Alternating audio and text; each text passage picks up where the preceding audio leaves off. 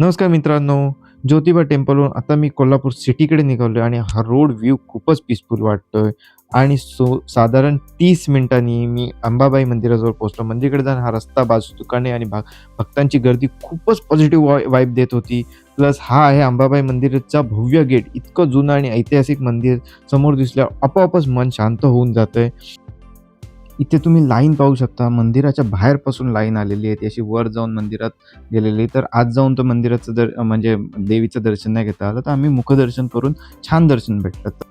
अंबाबाई मंदिर कोल्हापूर हे शक्तिपीठांपैकी एक महत्त्वाचं शक्तिपीठ मानलं जातं. या मंदिराची रचना प्राचीन हेमांडपंथी शैलीत आहे. देवी महालक्ष्मी ही येथे अंबाबाई म्हणून पूजली जाते. हे मंदिर साधारण 1100 वर्षाहून अधिक जुने आहे. नवरात्र, किरणोत्सव आणि यात्रेच्या काळात येथे लाखो भक्त येतात आणि खूप गर्दी होते.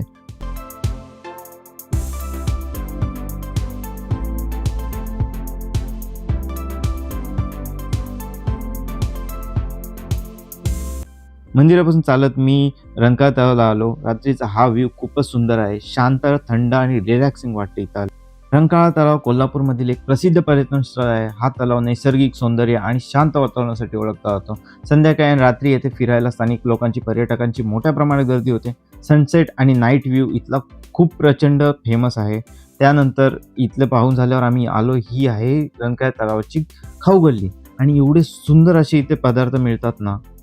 ह्या खाऊ गल्लीमध्ये ना खूप युनिक प्रकारचे डिशेस मिळतात. इथे चायनीज आहे आणि पाणीपुरी आहे, प्लस भरपूर सारे आहे. तर इथे मी फर्स्ट स्पॉन्ज डोसा ट्राय केला आणि तो मला इतका आवडला ना, खूपच आवडला स्पॉन्ज डोसा. ते बघा, ताई एक स्पॉन्ज डोसा बनवत होत्या आणि त्याची टेस्ट एक नंबर होती. स्पॉन्ज डोसाची टेस्ट इतका यम्मी होता ना, मी परत जाणार खायला.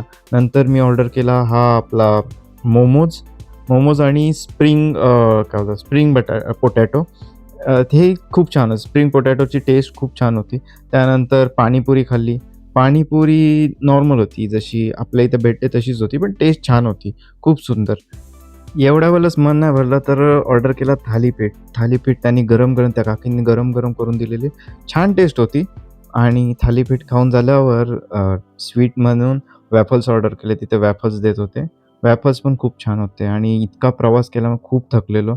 त्याच्यामुळे डोळ्यांची हालत पाहू शकता काय झालेली आणि काही रेकॉर्ड नाही करू शकलो. तर अशीच तुम्हाला पुढच्या व्लॉगमध्ये भेटतो. Thanks for watching.